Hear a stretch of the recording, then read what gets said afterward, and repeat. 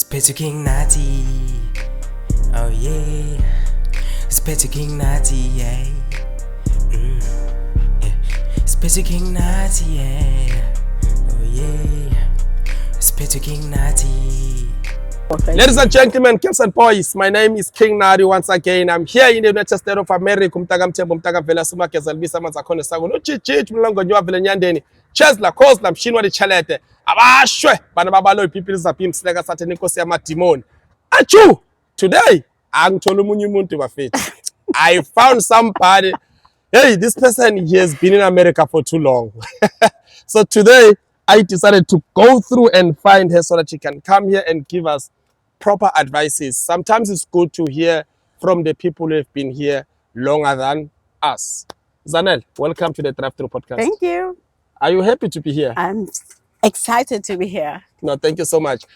First time when I talked to you, okay, I remember when I posted our first episode, you commented and all the stuff. And I'm like, okay, this one, she has been in America long enough that we can just have a discussion with her. So that's when I'm like, you know what? Let me just give her a call, ask her if she can come through. And finally, now we are here. We're here. No, Yes. thank you so much, Zanele. So, Yeah. before we carry on, I would like to thank all our followers, all those who subscribe, who watch our episode each and every day. Guys, thank you so much. Without you, we are nothing. The aim is to grow, not to break. Thank you. Keep on following us. Keep on sharing our episode and make sure that you follow us and give us support as long as you can. We are here for you and you are there for us. So, Zanele, do you want to tell us about yourself?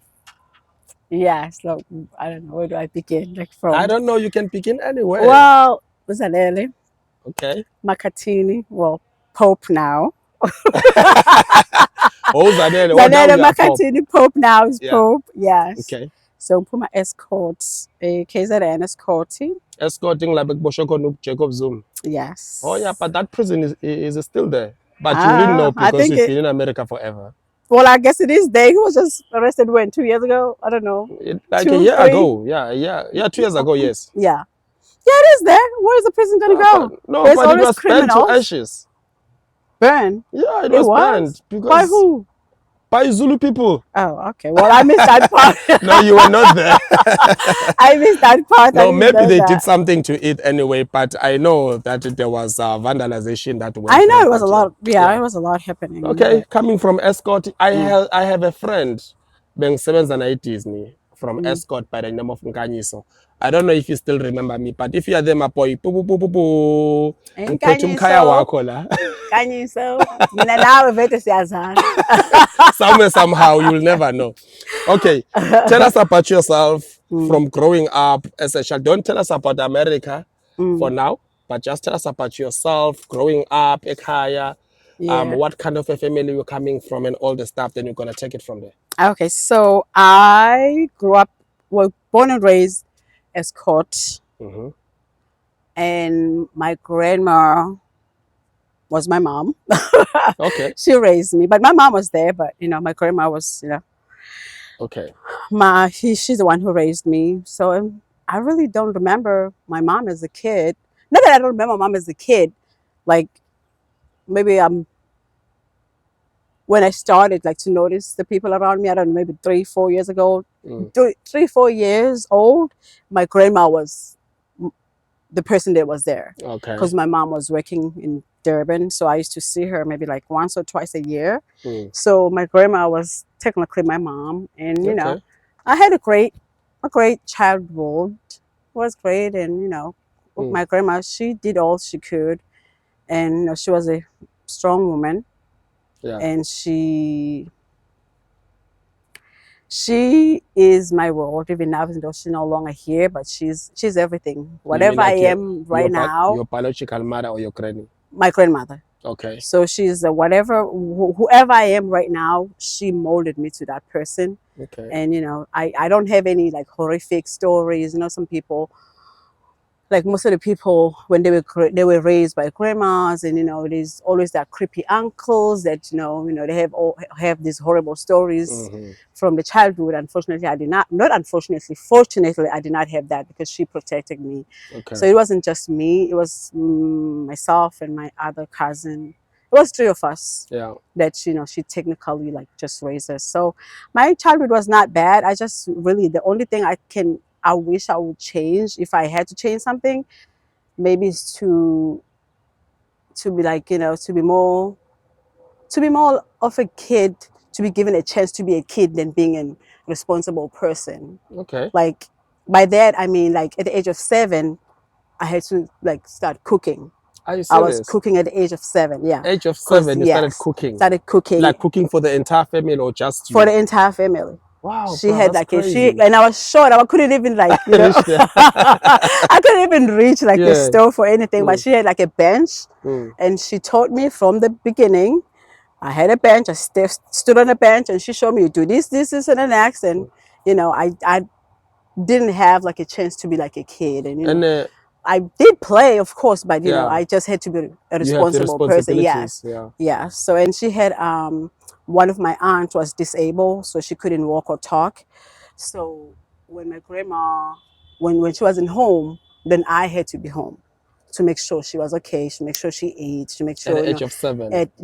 started at the age of 7 until I was 18. Until you're 18. Yeah, Wow, bro. I'm sorry yeah. about that. It's okay. Yeah, it seems like you have lost a lot Yeah, of your childhood life yeah, I playing. did. I know you just Mm, mentioned that, yeah, yes, you were playing, you were mm. doing all that, but you wish that you can be young again. Yeah, that's just to be a kid instead of, you know.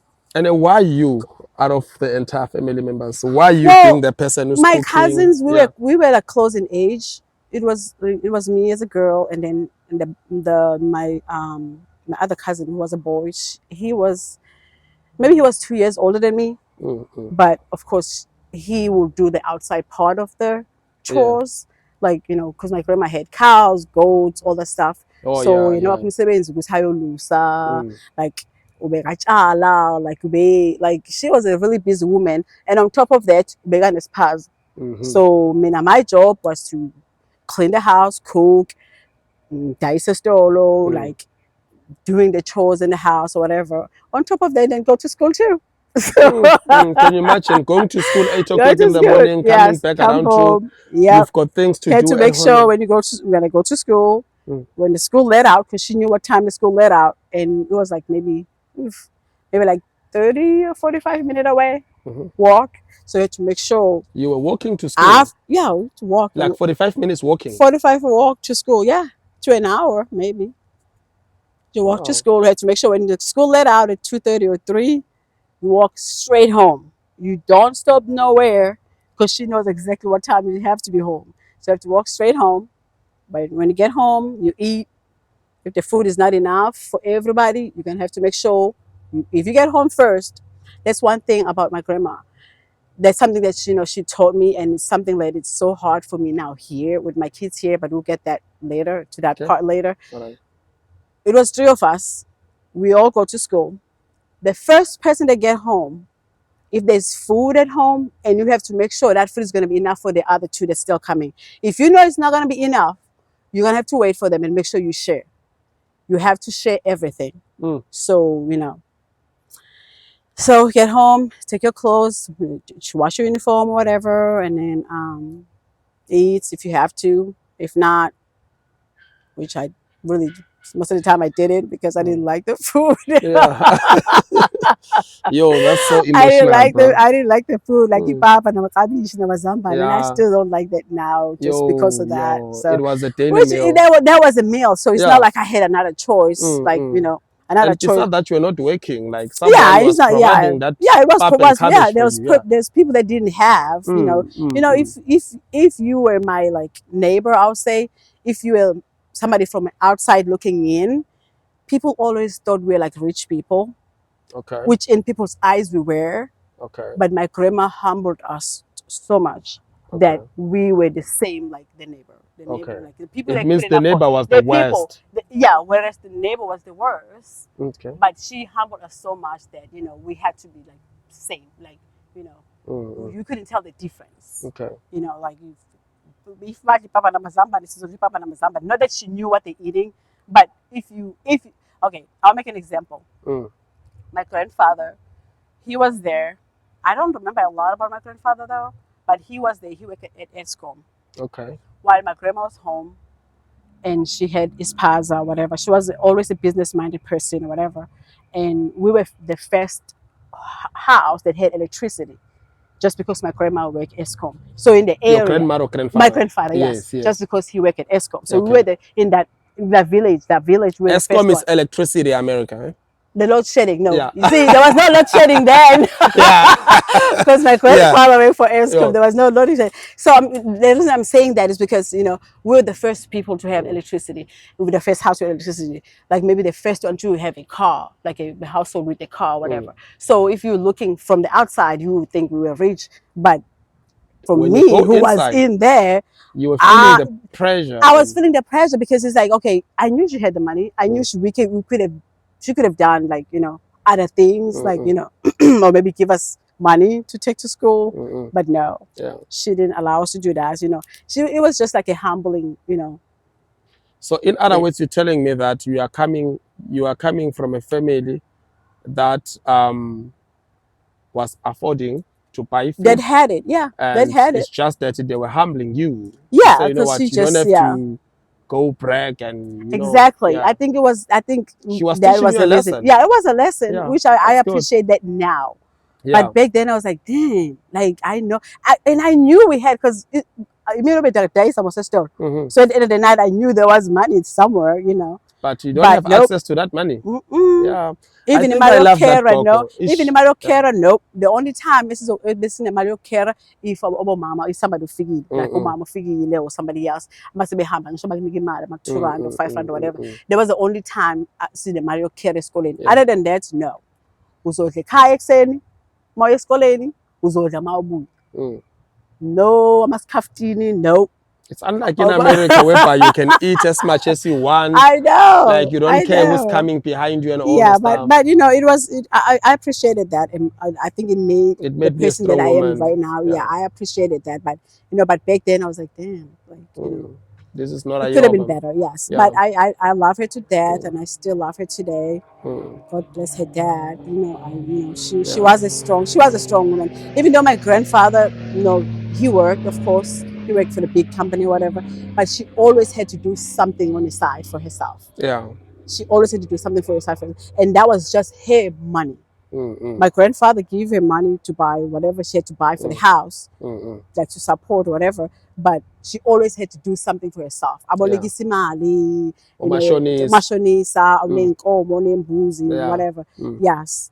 So that was my childhood, yeah. And then I finished high school. Couldn't wait to finish high school. Did you finish on a record time? So I can be, yes. Okay. I finished right at 18 years old. I finished high school. So I was, decided to move out. Move out immediately after high school? Yeah, to move out and go to school or whatever. Then move on to where? Zanele at the age of 18? Durban, to go to school. Oh, you went to college? Okay. Yes. No, it didn't happen that year. Okay. So like I told you, my mom was in Durban. So she used to come like once or twice a year, whatever. So when I finished high school, so she was in Durban, and I told her, okay, I'm finishing high school or whatever. My grandma, of course, she was pushing me. I need to go to college or whatever. And luckily, I finised high school without no kids, which is a huge thing, because everything that I South did, Africa, like it's very rough. I know, everything that I did, I just wanted to make her proud. I just wanted to make my grandma proud, and like even Iskasok Jola, I didn't have Iskasok Jola, but I did. But fortunately, it didn't affect you that much. No, it didn't. Yeah. So, and then when I finished high school, and then I moved to Durban. So when I got to Durban, of course, now it was my mom's turn to do her part for me to go to school or whatever. And that's your biological mom? Yes. Okay. So that didn't happen that year. Like another reason, because of my grades, like my certificate, my matric, it wasn't that great. Okay. So I had to do like a bridging course or something. Yeah. So I had to do that. So she helped me do the bridging course because I couldn't find any school. So I did a bridging course, and it was like just for a few months, and I don't know if she couldn't afford it or whatever the case may be, but all I know, I did not. I'm sure there was a reason, but all I know, she was like, yo, this is a waste of time and a waste of money. So we're going to have to have to go back home and maybe try again to apply next year to the actual, like a college or tech or whatever. So I went back home. not to my grandma's house, now to her home, Yeah. which was at this point she had got married and she had a home in Newcastle. Yeah. So I had to go there and watch my little brother. Yeah. So that year was wasted. It wasn't wasted, something great come out of it. My little brother. So I helped with my my step sisters. We were raising him, and because he had like some health issues, not health issues. He was a kid that didn't like to eat or whatever. So we had to like really, when it's time for him to eat, we had to like put him down. Two people hold him down and feed him food or whatever. So so the following year, and that's when I apply and I had to do a test, and then I was able to get to tech, Okay. DUT. So I did IT. Oh, you did IT in DT. Okay. So I did IT for 3 years. Okay. When was that? When did you start your? I started in 2000. Yeah, I started in 2000. And of course, now I had all that freedom.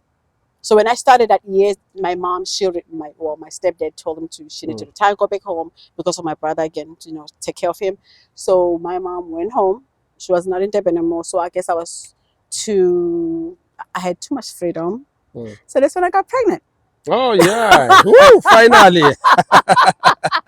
On my first day in college. So I was disappointed. I was disappointed in myself. I was like, okay, so it's my first year and I'm pregnant. So I might not be able to come back for my second year, blah, blah, blah, Yeah. And of course, my grandma was there for me. My grandma was there for me. Well, they didn't know that I was pregnant until like I was 8 months old. It was time for me to go home. I didn't tell anybody. Yeah. So until it was time to go home, then of course somebody needed to know. Yeah. So, and then they knew then, and then my biological mom was like, well, what are you going to do or whatever? I'm like, I don't know. I guess I'll have to stay home. And my grandma was like, no, she's not. She's going back to school. Yeah. That kid, somebody's going to have to watch that kid, and she's going back to school. So I gave birth in January. It was January 8th. And I went back to school. January 16th was a boy. Okay. January 16th. He's a man now. Now he's a man. He's 22 now. 22 years old? Yes. Are you serious? Yeah, he's 22. That's yeah, it's a great thing that happened. Yeah. It's a great thing that happened, out of that relationship. But, I was grateful for him. And then from then, and unfortunately, I could not graduate because I was there for 3 years. And in my third year, I failed one subject. So that subject, I had to add another year. And since now I had a kid, I had to be, I had to be a responsible one and go work because my mom wasn't working. Okay. My stepdad was there working, whatever. But I had a kid then. So I was like, okay, I need to go work. Okay. So 3 years was all I had. So now I didn't graduate because of that one subject. Okay. So I had to move to Johannesburg, and Where in Johannesburg? So I have an aunt who was in back then who used to live in Johannesburg. So she lived in Spruitview. Oh, Spruitview, yeah, I know Spruitview. Yeah, so she lived there. So I stayed with her for a few months, and then I had to find my own place. So when I got to Johannesburg, it was different. Johannesburg was different than Durban, if you want to compare. It was very quick. It was very different, and I'm glad I didn't spend that much time there because it was just something. It was something different for me. Yeah. So.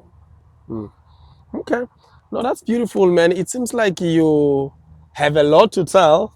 Like your history, it's very rich. It is. Yeah, it having to be raised with your grandma, with Ukoko, and without your mama. So, Umama Begagupi by the time you were. She was in Durban. She was there. But she was there in your life. It's just in my life. Yeah, she was there in my life physically. She wasn't there. Okay. She only came home, I think, like on my holidays, like on my Easter or Christmas. Whatever.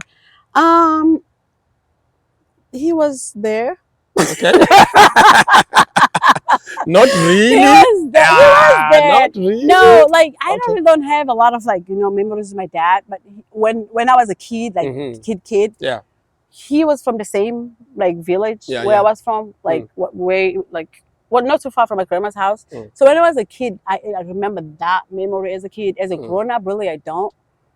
He used to come to my grandma's house or whatever to see me, and then I would go stay with him for a day or whatever. But he really. But he was no. He was not involved. There, no. He was not involved in. All right. The only the first year when I went to college, the only thing I remember from him, he did give me 1,000 rand. to contribute to whatever, like pocket money or whatever. That's the only really thing I remember from him. Only As a 1,000, grown up, only 1,000 once. rand once when I was going to college, but as a kid, he was there. Just the thing with my grandma, she was so independent. I just feel like even my parents were able or wanted to be like financially, helpful to her. She didn't want that. She didn't want that because like, if they can maintain that, then what? Then she's gonna have to pick up the slacks. So she really did. She was so independent. She didn't want anything from them. So I guess they were scared of her or whatever. I don't know. I cannot tell you. But I know he was there, but not really. Not really. Yeah, Okay. not really. And they were not together with my mom. So okay. No, it's fine. So after finishing with your IT, did you find a job in South Africa? Or? no, I didn't. So when I moved to Johannesburg, so my aunt's husband then, he was working at the at this restaurant. He was a chef there. So I was working there part-time. So my first job was a dishwasher. Dishwasher in Johannesburg? Yes, at this restaurant in Erivonia. Okay, That's where he was yes. working. So I was working like on whenever he need me, he would tell me, okay, Zanele, they have a piece job in Yana for you, whatever. So then I'll go with him, and then that was my first job as dishwasher. I think I did it for a week, but also I did an internship. So I did an internship. I think it was like 18 months internship. So 1 year in class, and then few months in the field. So they place you to the companies or whatever. So that's why I did the internship. I don't even remember what it was. It was for business, like something for business, to start a small businesses or something. That was an internship. So I was doing that, going to the class or whatever, but they paid you. So they pay you like, I think it was 1,200 rand a month. Yeah, so this one, 1,200. Yeah, so they were paying 1,200 rand. Yes. Yeah. So they'll pay that. Like I was doing that Monday to Friday, and then on the weekends, if my uncle they have a piece job for me, then I'll do that. And then the manager, who was the manager at that restaurant, and then she saw me washing the dishes, and she's like, Moses, what is Zanele doing over there washing dishes? and he was like, well, she's working, she need a job or whatever. It's like, just put her on the floor. She can be on the floor for me or whatever. So she was doing the banquet, like functions or whatever. So that's how I got the food and beverage experience. So just doing those part-time or whatever. So your IT didn't work for you? No, even not today? at all. Nope. You have your diploma lying there? Well, I didn't really graduate, like I told you. But yes, I went to school for 3 years just for nothing. Which, Yeah, okay. It's fine. You're not the first one, comrade. I know. Yeah, you're not the first one. know. Yeah, there are so many. We start things and we just leave them in the middle of nowhere. But anyway, for the fact that you were raised by a strong grandmother, and you mentioned something that you really appreciate, her teachings and all the stuff. You are the person that you are today just because of her. May her soul rest in peace. All right. So moving forward, for you coming to America, let's talk about America now. What brought you here? So the restaurant where I used to work as a dishwasher, and then they moved me to do the functions or whatever. There was a guy there who was he was a server. So he told me about the program. It was a workaway. He told me about this program. He's like, oh, Zanele, there's this program. I heard about it, and you go work overseas. I'm like, work overseas? And in my head, I was thinking about sex trafficking and all that stuff. I'm like, yeah, no, thank you. I'm like, no, I'm not doing that. You can go, because you're a guy. You go first, and then you can tell. And then he came. And then you tell me, like, when you tell me if this is legit or not. And then he went, and then we stayed in touch. And then he's like, yeah, it is legit. And then you place you in this country club or whatever. I didn't even know what the country club is. And he's like, but you work in a restaurant pretty much, and those are the jobs they provide. I'm like, oh, okay, well, maybe when you come back next time, we'll go together or whatever. But I don't think he came back. He just gave me the information, and then I just went online and I applied. And fortunately, one thing led to another. And when I went for, so I apply online. I think the process is still the same. You just apply online, and then they respond through an email and ask for all this stuff. And then they do orientations. So when they did the orientations, in Sentin, so I went there. Was a lot of people, and when I walk in that, it was a hotel, like in a conference room. When I walk in there, it was like maybe I would say 300 people. I was like, yeah, there's no chance for me. Like, I'm like, there is no chance for me out of all these people here, I'm like, you know what? But you know what? I'll do my best and see if I get it. I get it. If I don't, I don't. I didn't even tell my family or whatever. Mm. I just went in there and did the orientation, and they do. I think they did interview right at the spot during the orientation. I think they do it different now. So did an interview with them, and I did my best or whatever. I didn't think I got it, and fortunately I did, and I got an email to do all the other, the other stuff that you have to do leading to that or whatever, and yeah. Okay, that's beautiful, And man. then I ended So up that's here. when you came with Walkaway. I came with Workaway. Yes, I came with Workaway. So I came with Workaway. So of course, and I told my family, my grandma first. I told her, I think 2 weeks before I flew out. So and she was shocked. She was like, she didn't even like, like a grandparents when you tell them about you're gonna be flying. She's like you're gonna be what again? Yeah. I'm like, well, I'm gonna fly and I go like overseas or whatever. Peshe. It's yes, peshe. I couldn't tell her before everything was approved, the visa, the flight, because I didn't want her to be disappointed. If I tell her and then I don't get selected, and then she'll be disappointed. Yeah. So she was proud of me. She was proud of me, but she was afraid a little bit. Okay. Because she didn't know where I was going, and I was going by myself, and I didn't know anybody. So she was, she was scared. I was scared, but I was like, I'll do this. I went. Yeah. Okay. So coming here in America, what were the challenges that you came across first time getting in America? The first time, we flew into Miami at the airport, just getting out of the airport. That humid, that weather, like that Florida humid, that was like a big shock to me. Like I had to catch my breath. I'm like, I couldn't understand how people live like this. Crazy. It was just something. It was really weird. Like I walk out and look. It wasn't myself because I met other people from Workaway because they have the red envelopes. So I met them at the airport somewhere. So and then we're talking, and I told them, and we happened to be going to the same club. I'm like, thanks God, there's people I can go with. So at the airport, and then they had a shuttle to pick us up. So like walking out of the airport, that first like breath. I was like, I'm not sure if this is it for me. That was scary for me. That was the first thing, like the weather and the humid. Yeah. So we got into a shuttle. Of course, they drove us all the way to West Palm. Was in Delray. Was at Addison Reserve. So all the way to West Palm, and then they told, okay, this is where you're gonna stay. Gave us showed the apartment where you're gonna stay, sharing a room with people. I don't even remember who I shared the room with, but yeah. That was 2016, 2015? 2005. 2005. Wow. I just wonder how old are you, but you know what? Don't worry about that. Don't worry about that. This is what I think for me. This is nabaphansi bangangisha umuntu wesifazana akabuza iminyaka. Exactly. Yeah, okay. See, when I trained right. Yeah, no. 2005. That's when you did your my first H2B or J1. H2B. H2B. Okay. No, explain the challenges. Yeah, then. so got the short appointment, and then they had the same shuttle that took us up from the airport, took us to Publix. We get to go buy food. Yeah, first time seeing Publix and like. First time seeing Publix, first time seeing all this food, and we walk in there. I'm like, damn, like this does not look like Spa, Checkers, like nothing, like Pick and Pay, nothing. So walking there, I'm looking like there's like nothing that I see here, even like a soda or like even like a bottle of water. It was like nothing that I'm familiar with in South Africa. So then we're looking at this guy who worked there. I'm like, hi, can I ask you a question? He's like, yeah, how can I help you? And I'm like, well, do you have like Automate here? He's like, what? What is that? He's like, what? I'm like, Automate. He's like, what is that? I'm like, well, it's like it's something that you put in your eggs, like it's like a yellowish or whatever. He's like, yeah, I don't know what you're talking about. I'm like, okay. I'm like, okay, and there's something else. I don't know what else. I asked for something else they didn't have too. I don't know what. And it was mayonnaise or something. Yeah, I asked for mayonnaise, and then he showed me mayonnaise, but there was not a mayonnaise because it was not like the one that we have at home or whatever. I don't know. I was just so lost.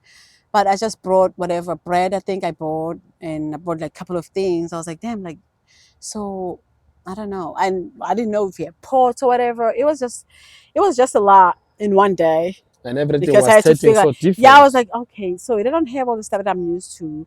And clearly I'm going to have to cook. So they had beef, they had chicken, they had all this stuff. Mm. Now they don't have the spices. I'm gonna have to figure out the spices and all that stuff. And I just took whatever I saw that was appealing. I just took it and Yeah. went to the And apartment. you made something to eat. Yeah, I made something to eat. Okay. Yeah. So and that was something that was very shocking for It you. was a shock to me. Yeah, It because was a at the end of shock, the day, the yeah. taste of food back home is not the same as It here. is not the Even same. today and is it my will second never be time the coming same. to America, but still I'm not getting It used will to the never food. it's never be the same. Yeah, I've been here I think long enough now. It is still not the same, but now I'm used to it. Okay, so how many times did you go in and out America, South Africa? Well, that was my first season. Yeah. So after that season, then I went back home. So I didn't Then extend. 2006, 7, 8, you went back home. No, only after 2005. Wait, you come in October, so that May 2006. Then I went back home after All right. after that season. So I went back home. Then I came again in October 2006. So that's when I stayed and extended my visa there. Yeah. So my first extension was went to Montana. So in Pretoria. No, Montana up north here. When I came back here, maybe Montana there's in Montana in Pretoria. Pretoria. Yes. I didn't know that. Yeah, it's very close to my house. Really? Like it's like 45 I minutes knew away. I knew they had Florida, but I didn't know they had Montana No, there. we do have Montana in South Africa. We do have Montana. It's beautiful. Yeah. With a huge mall. Yeah. So my first season when I came, going back home was not my intention, but I don't think I had a choice. Yeah. Because the agencies that I used, they were selecting people that have to go. Yeah. And of course I wasn't selected. So then I had to go home. So the second season, luckily there were other South Africans, they were in my race, different race, which I'm thankful I met them because I didn't know anything about extending or whatever, because the agents will only help, certain type of people or whatever. So, and this couple, they're like, well, Zanele, if you want to extend, we found this agency and we're going to go up to Montana. I didn't know what the hell was Montana, what was Montana. I was like, okay, I'll do that. And then they applied, they showed me the process, and then I went with them. And when we so at the end of the season, the agents will bring the bus or the shuttle to pick up the people, take them to the airport, the ones that are going home, and the ones that are going to other places also, they pick them up or whatever. I remember I was actually hiding in my apartment because I thought what I was doing was illegal to extend without because I didn't know the process. Like right now you guys, you can can leave whoever you came with. You don't have to go with that person. There's so many options now. But back then there was not a lot of options. And I didn't know the process or whatever. And luckily, I met this nice South African. It was a couple. It was a couple, two couples. It was two couples. It was four. And then I was a fifth person. So we applied, and I was hiding when the shuttle came in the morning, because it came in the morning. I was hiding in my apartment because I was like, okay, maybe this is illegal. And I'm going to be deported or whatever. So when the shuttle left, and then as we started picking up whatever, so they didn't have a problem because they went out there saying bye to people. But I don't know, I didn't know any better. So and then we went to Montana, which was another experience. First time in the snow. Well, when we went, it was summer, so we went in the end of May, so it was a summer, which there was still snow, but it was it was not as cold. There was no snow. And then we stayed for another year, so we extended again for winter. Instead of coming back to Florida, we stayed there for winter, which that was another experience. The snow, it was like it was the first. It was my first time in the snow and be in that area. In Montana, the snow over there is like it's too much compared to other areas. It's like way too much. So it was just a big shock. It was nice. The pictures were nice. Yeah. But I knew I wasn't gonna stay there. I knew I was gonna stay there. So the end of that season, and then I went to Virginia, Shenandoah. How many times did you do this program, the H2B, before you decided to stay in America permanently? Well, that extension to Montana, I stayed for 2.5 years. I didn't stay the whole year. I stayed for 2.5, and then and that was when? That was 2000 and 2009. I think 2009. So my 3 years are supposed to be over. My 3 extension was supposed to be over 2009 in October, but I decided to go home in May so I can be able to come back in October again. So I cut it short. So, but I was down here in Florida then. And I met my now husband, who was my boyfriend then. So I met him in January, and I was supposed to leave in May, go back to South Africa. So, what? Okay. My boyfriend then, my husband now, I had met him then, a few months before I went home. He's a South African? No, he's from here. He's from Texas, but I met him here in Florida. Okay, then where does South Africa get involved? So, okay. Yeah. So I met him in January. I was leaving in October. Okay. No, in May. So I told him my visa is up. I gotta go. So I'm not sure about this relationship thing. I'm on a visa, whatever. So I have to go home and renew my visa and come back. Yeah. He's like, okay, well, we'll see if, we'll see where this relationship is taking us, whatever. So went back home and we're still in touch. I guess we're still in a relationship. Yeah. Until you come back. We're still in a relationship. Yeah. So when, and then I had to apply again when I was home now to come back. So I applied with the same agents. Okay. Well, they didn't take me then, talking about, was a recession in America and you have too much experience and unfortunately we can't take you. Which I knew it was a BS, but whatever. So and then I told them, I'm like, well, I'm not able to come back because the agency didn't take me. And the only way for me to come back, I would have to have a visa. Yeah. So we would have to be an H-2B visa or a different visa. And he was like, well, what are the other options? What else can you do to come back? I'm like, well, another option would be a visitor's visa. Okay. So he's like, well, what do we need? What do I need to do to get you a visitor's visa? I'm like, well, you have to write me a letter. You have to invite me. You have to give me all your, your lists for where you stay. You have to give me, the proof that you will be able to provide financially for me to come here, or fly here, whatever. Because technically, you are responsible for me to come here, and I'm going to be living with you because they need proof of all that stuff. He sent me everything, and I made an appointment, and I went to the embassy. That guy, he's a hero, yeah. showing all the records of finance and. That's good, man. I guess he wanted me to come. Yeah, no. So I went to the embassy. I hope he's gonna watch this, man. You are the man. Sending your bank statements to South Africa. I know. Well, yeah. He might watch. He's a podcast person. He watches. Are you serious? That's good. That's what he does. I hope you love us. Yeah. YouTube, whatever. He always want me to watch his podcast, but I can't relate. That's the thing. I cannot. The very first podcast I watched, and I watched the whole thing, was your podcast. My podcast. Did you hear that? So silly. No, thank you so much. Yeah. He watches this every day. That's what he does. And I'm like, this is my homie. I'm gonna watch this. Yeah, I can relate. Like the which one? The one with Pume. What's her name? No. The girl with certain clothes. Yeah, Pume. Yes, Pume. That's the one I watched. Okay. Yeah, I watched.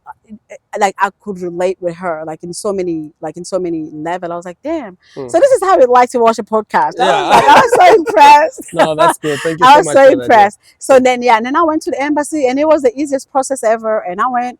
They approved me for a visa, and then I was back. I was back in October. Okay. Like I said, I was gonna be back. Wow. Okay. So he brought you here, and he was responsible for everything. He took a very big risk. Yeah, he did. And he was not afraid that when you get here, you're gonna turn your back. Yeah. I guess he wasn't. I guess. Okay.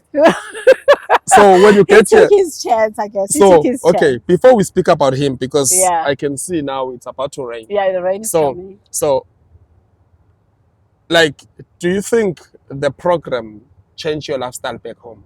Do you think the program made you a better person in South Africa before you come here? I think it did. I think it did because in South Africa I didn't have like a full-time job. So with the learnership that I was doing, of course they placed me with this company was doing like taxis or whatever, doing taxes for small businesses. It was like for like 6 months or whatever, and for 3 months out of that 6 months the guy didn't even pay me. So I never really have a job in South Africa that I would say I had a full-time job and so I don't know how it likes to have like a full-time job at home, and so I wouldn't say like if I stayed at home it wasn't going to work for me.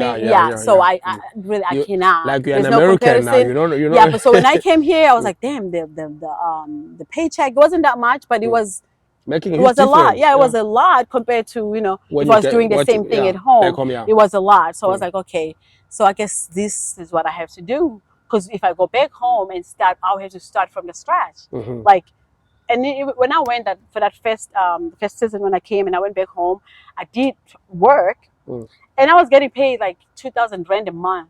Imagine getting paid 2,000 rand a month when I just came here making like what, maybe like 20. 20,000? 20,000 rand. Which if you convert a month, it, yes, doing the same thing. So I was like, okay, so I guess let me just decide now. The program, I think, it did help me out to navigate, the job and financial whatever. So yeah, it is. It's something I wish for. Most of the people in South Africa, I just wish this program can reach as many people in South Africa, because a lot of people, they need this. No, like you said on one of your podcasts, you said some of us, this is a breakthrough. Yeah. I think for me it was a breakthrough because I didn't have a proper job in South Africa, and then I came here, and then I saw the pay and then the living and whatever. I'm like, damn, this, there's a lot of people that can use this. In South Africa. So guys, if you want to come to America, please DM me. Go through to my page, DM. Then we're going to make sure that we get you here. Yes. Yeah. Yep. Okay, yeah. So that's beautiful. So now, you getting married now. You married to an American or is a Jamaican? No, he's from America. He's from Texas. He's American. He's from Texas, American. Okay. So would you advise your younger sisters, your fellow sisters, to find their men here in America? Well, you don't. And advice, because as me advising a sister, you don't we don't look for a man. Yeah. A man have to find us, right? You don't approach a man. Yeah. Yeah. You agree with me? From South Africa? No, I you don't approach a man. Yeah. For what? No, but if you love him and if you like him, what would you do? You just go up to a guy as a woman from South Africa, go up to a guy and be like, by the way, I like you. Huh? No, you don't do that. Now what does they do? They do approach us. I'm a man. They do approach us. They come. The women's here. The women's here. South Africans. They do? Yeah. Oh. No, we are living in a... Well, maybe I guess I'm too old then. Yeah, because, no. Yeah. But if you do. I know, right? No, oh my gosh. It's okay though, but it doesn't look good according to our culture. Yes, according to the culture, no. Okay. But if you find somebody, yes. The men approaching a woman, but would you advise women from South Africa who are currently in the program to say they must not miss an opportunity if it comes to their attention? Yes, if you find a good guy, if you find a good guy, yes, I'll say take the opportunity. Take the opportunity. Why not?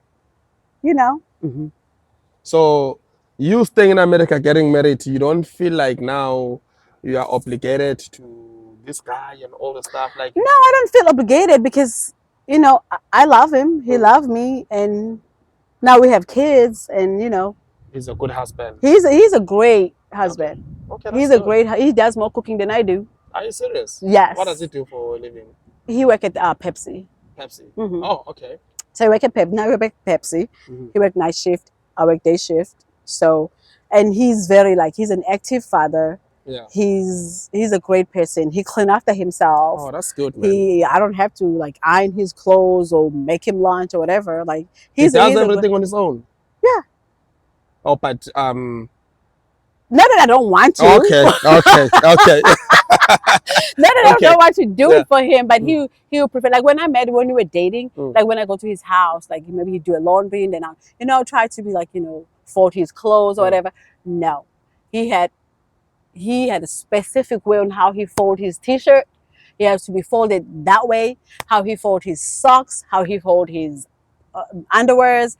He had to give me a class on how to fold his clothes. Wow. I wish I could be that kind of a man, of which I don't think I will ever be. So I am grateful for that because I don't have to do that. He does his drawers, where he put his stuff is more organized than my drawers. Okay. So he's a great. If you find a great person, I was fortunate. I found a great person, and he's been home twice. Nice one. At least one of us is not a victim in America. Well, yeah, that's good. I like that. No, you know what? Love is something else, man. Yeah. Sometimes you meet people, the relationship will become good from the first few months. Once you get married, the person changes for you. I know. Why? It's because of they know that you're not from America. I know. You're from I've South seen Africa, it. and you I've depend to seen it. them. You Yes, understand? I've seen it as well. I've seen it. So seen it. what I'm So trying to it's say, that's something why I I'm will like, not like. If you see it's not right, you from the get go, don't waste your time. Go. yes, It's not gonna change. It is not gonna change. Just go. Okay. So now, you're saying to me that since how long have you been married to him now? 13 years. 13 years. Happily married. Yeah. I know marriage, yeah, It's I not, understand, it's, but yeah, it can never are you be. happy with him? I am. Okay, Very it's just that there are happy. those Yes. challenges. There in are marriage. challenges. Yeah. There are challenges, and we try to overcome them. We did therapy, I think, twice already, because it's another. And again, it was a cultural shock. Cultural shock for I'm me. about to ask you about that. If this guy went to South Africa to lobola you, He went home twice. did he pay the lobola? Otherwise, all these guys who are taking our sisters in America, guys, I'm gonna come for you. I'm gonna call your family, Zanele, Ubab Makatin. I'm gonna call them. I'll be your uncle here. I'll get all my friends. We go to his house, sit down and negotiate and get our house. Okay. Right away. So when we got married or whatever, we had to get married under circumstances of the visa, whatever. All right. And and find out when we were preparing for we had like a small wedding at the park, whatever. It was nice. Oh yeah. Okay. Yeah. So when we were preparing for the wedding, I found out when we were pregnant already. So that just worked out, I guess. I don't know. We weren't preventing to get pregnant or anything, so it just happened. So whatever. I'll say it was planned on my part. Yeah. So then I did explain to him about my culture and stuff, about the lobola and stuff. He did not understand it. At first, he's like, okay, why do I have to pay you? Why do I have to buy you? That's what he said. He's like, why do I have to buy you? I'm like, what do you mean? You're not buying me. It's like a cultural thing. It's not like you buy me. Like you go to my family and negotiate or whatever. He's like, what am I negotiating? It was just so many questions, and I didn't even know how to explain it because some of these like some of the words, like my English is my second language. It wasn't my first language, so some of the things I was like, I didn't know how to explain it, like the traditional part of it. I'm like, all I know, Zulu women, you meet a guy, if he want to marry you, he'll come to your family and ask for a hand, and you have to pay. If it's a cow, it's 13 cows. It's like 13 cows. What do you mean 13 cows? It's like 12, 11, 12. I don't know. Is it 11 or 13? 12, 13 okay. around there. Okay. Oh yeah, 12. Yeah. I said it's 12 cows, but since I have a kid, -1. Yes. So you get a discount. And like you get a discount since I already have a kid. Yeah. So he's like, he just did not understand. And I was like, you know what? Maybe I have to take him home and have somebody explain it to him or whatever. So by the time we went home, I had my second child, Andy. So I have CJ and Andile. Oh, they are both Americans? Yes. Okay. So when we went home, 2013 was when we went home. That's when he went home for the first time with the kids. So I was like, so I'm taking him home. Got married. It was like the marriage thing to me. It just got married in South Africa. No, I got married here. Okay, yeah. So it really didn't seem.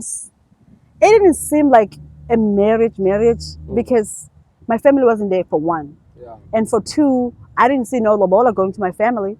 So to me, it didn't feel like an actual marriage or whatever. Like I don't know. I did tell my grandma, and I did tell my mom, but it just to me didn't seem right.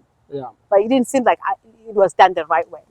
So then we went home, and my grandma was happy to see him or whatever, and we're gonna have to find somebody to explain to him the lobola thing or whatever. And my grandma stopped it right there.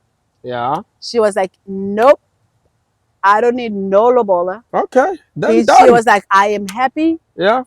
That Zanele, we found somebody. I approve him. Now I know if I die, I know you don't have bother somebody. The poor kids. He's like, what is the point of him coming all the way here, giving us all this money or whatever? Because that money is not like it's a money you give it to your family. Yeah. That money is you use it for your my part of the family have to go to his part of the family, like by your base or whatever the stuff. And she was like, when are we gonna do that? Yeah. He's like, that's not fair. Like he's not gonna come here just give us money and then what? Yeah. He's like, well, that's technically like buying you. He's like, we're not gonna do that. He's like, what I'm gonna do, just to respect amadlozi, whatever cash you have, could be 100 rand, 500 rand, whatever. I'm mbiga emadlozini nangu, and I'll explain the situation. Bazoba right, bazoba strong. Amen. I was like, that's my grandma. Yes. Amen. You are done as long as you are happy. Trust me. I was like, that's amalobola is not yes, a certain amount. yes, You understand? As long as abantu abadala bavumile yep. ukuthi this is right. So after then, that's when I feel like, okay, I guess I am married then, And because it really didn't feel. It didn't feel like. And it you don't to talk me, about like, it now. No, really, you don't even bother him about it. No, I don't. No, that's good. And my grandma tried to make sure that she said that in front of my mom as well, because my mom so was that they there. cannot keep so on calling you and all the stuff. When we flew in, of course, we went to my mom's first, and then stayed there for a couple of days, and then we had to drive to my grandma Escort, because my mom in Newcastle, my grandma Escort. So we had to drive, and my mom came with us, and she had to make sure she said in front of her, so she knows. You don't talk about blah blah blah. No. Okay. So she's like, nope, we're not gonna do that. I'm happy to meet him. I'm happy to meet the kids or whatever. It was like a lot of challenge, since my grandma don't speak English or whatever. But it was challenging for my husband, because they were able to communicate. Because I told him about my grandma, like every day I spoke about my grandma. So he was looking forward to to meet her and thank her for raising me, all that stuff. So yeah. Okay. Oh, that's beautiful, man. I think the ladies out there, you are taking notes, guys. Not everyone is gonna be happy to get married in America, but if you get the good one, the one who's gonna love you, the one who's gonna support you, the potential one, man. Don't just go for anybody, man. You must have like that thing of choosing the right one. Yeah. Okay, let's speak about the green card, citizenship, and all the stuff. Can you take us through the process? Like, what is a green card? And after having a green card, it follows by the citizenship, or there's something else? Citizenship, okay. Yes. Can you tell us a little bit, what is a green card? So so after you get married, first you have to go get apply for a certificate to get married. The certificate. You get a certificate to get married. Okay. And then you get married. Okay. So we were like, back then we were going to church or whatever. So the pastor that married us, he wanted us to do counseling before. Okay. He did not marry people without giving counseling for like a week. So we had to take the counseling class, and then we got married. So after we got married, and then I had a friend, my Jamaican friend, Ithea. So she had got married like years prior to me. So she had all the list of stuff, like the paperwork and the form or whatever. So I did all my paperwork. I did it myself. So I had all the requirements, the marriage certificate, the forms, the money, whatever. So you do that and you file. So once you file and you get a letter, they receive their letter, whatever, blah blah blah. If you go do fingerprints, once they do your fingerprints, and then they check everything else to see if it's legit. If they agree it's legit or whatever, you're running away from the rain. Yeah. I see. If they agree that it's legit, and then they call you for interview. So you go for interview, and if you pass that interview, then that's when they give you a green card. So a green card is just like an ID. It's exactly like an ID, like a driver's license. Yeah. It just has a lot of greens in it, but it's just like an ID. Okay. So that's what you get. They give you that for 10 years. Oh, okay. Not for 10 years, for 2 years. Okay. So then before the 2 years end, you have to apply again to get a 10 years green card. Okay. So after 2 years, before the 2 years expire, you apply to get the 10-year green card. So you get that. Of course, they have to check you're still married, or they check all these things. You're still living together. They check all the stuff. Still the process to get a citizen. It is a process. Yeah, it's still another process. So, and then after you send all the paperwork, I think you pay again. There's another amount that you pay for that. So once they approve you for 10 years, then you get your 10-year green card. Okay. So that's for 10 years. So I had that the longest, the 10 years one. And I don't think I never. When you let's say you've reached the 10 years and without getting your citizenship, you can still renew. So you can just keep renewing it or whatever if you don't want to get a citizenship. Okay. So like before my 10 years expired, so I was like, okay, I guess I'm gonna have to do a citizenship. But really, with the citizenship, it's not like you're missing much. The only thing you're missing is to vote. With the green card, you're not able to vote. Oh, okay. So that's the only thing. So you can travel in and out. You can work for the government. You can work for the government. You can with do the green card. Yeah, you can do anything. You can be a police officer. Yeah, you can. I'm not sure about the police officer. I don't. Yeah, I think you have to be a citizen. Okay. Like some jobs, you have to be a citizen to do that. Yes. And then after, I just applied for my citizenship 2 years ago. So Now I'm a citizen. Oh, congratulations. Now Oh, you have thank you. fully access to everything. Now I'm a fully access. I haven't voted yet, but But you will vote next time. I will. No, thank you so will, much. yes. One thing I'm happy about is that at least you are the person who went through the process. Unlike us, keep on talking on each other. This is how it works and Yes, everything. You understand? yes, So, yes. like, what are the requirements for someone? Okay, for them to give you the citizenship, what is that they're checking? For the citizenship, yeah, it really is not. The citizenship is the easiest process. I think you have to have your green card if you have it for more than 3 years, you can start applying for citizenship. Okay. So really, you don't need much. You just do the application on your own. You do the class. There's these questions. Excuse me. You watch the videos on YouTube. They have this class on YouTube. Okay. So once you send all the paperwork, and they'll send you a letter with your interview date for your citizenship. So it's sometimes like 2 months or 3 months or whatever. So then you go on YouTube and look up the citizenship questions. It's 100 questions. Okay. So if you drive to work every morning, you just play that on your radio. So that you can get listen used to that. it. Yeah, and it's the easiest thing. I think they only ask you 10 questions, and you have to pass 6 out of 10. Okay. So out of 100 questions, they pick 10. They'll ask you if you answer the first 6 correct, you're done. Okay. You pass. Okay. And they give you a date to come and sew and get your citizenship thing or whatever for the ceremony. Okay. And that's it, really. Yeah, the citizenship is the easiest thing. The green card, on the other hand, is a lot of stuff. But through the process of getting the citizenship, the immigrant office, do they come to your house? They call you and your husband to sit you down, check your bank statement, your billing, and all that stuff, all that evidence, like the bank statement, the phone, the lease where you live or whatever. You send it to them. Only if they see there's something that's suspicious on your application, something that does not match. That's when they're gonna. That's when they do like the investigation or whatever. Okay. Yes. So I don't know.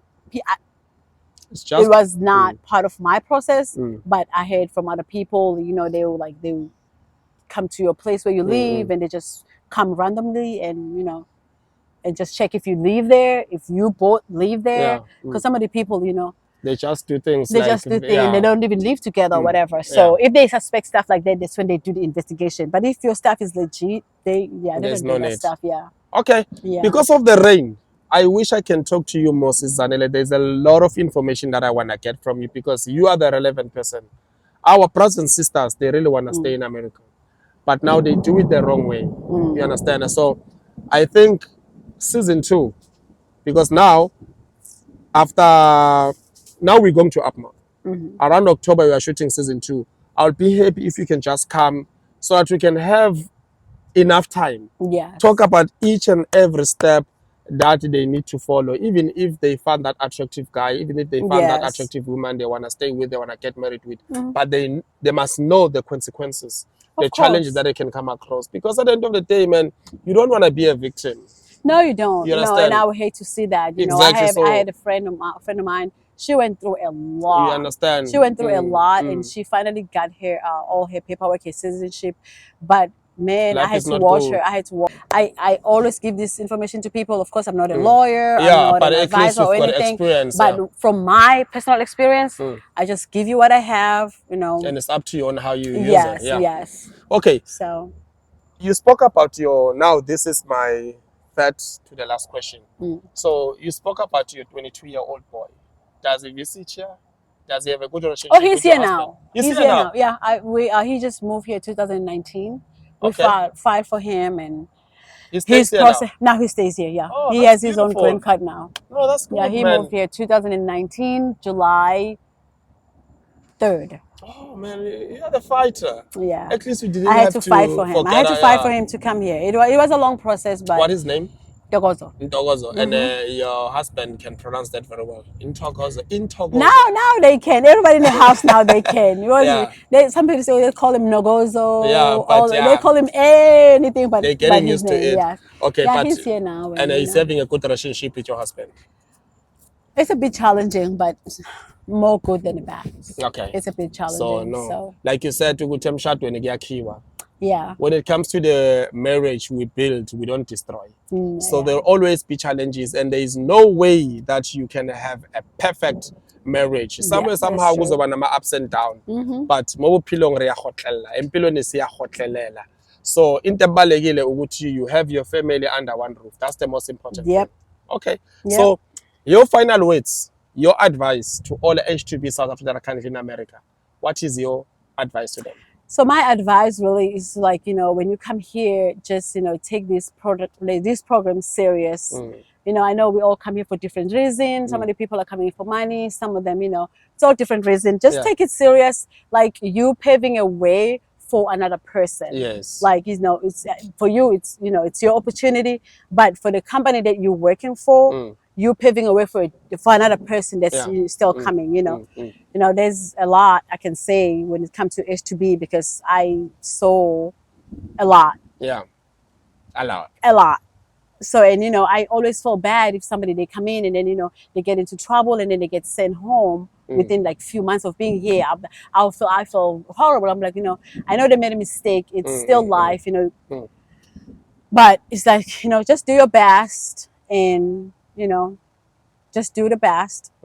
It's about you, but just respect the company, the club, wherever you work. Just know that whatever you're doing is for another person. And because I wish as many people from South Africa can be on this program because they need it. They really need it. So, you know, just do whatever the best. And, you know, for those that are here to save money, like myself, I was here to save money. Just save your money. You know, your family, they will use it and they need it. You know. All right. Now, guys, it's raining. This is a sign of blessing. But thank you so much, Sister Zanele, for coming through. My name once again is Scott Mtembu. Achoo!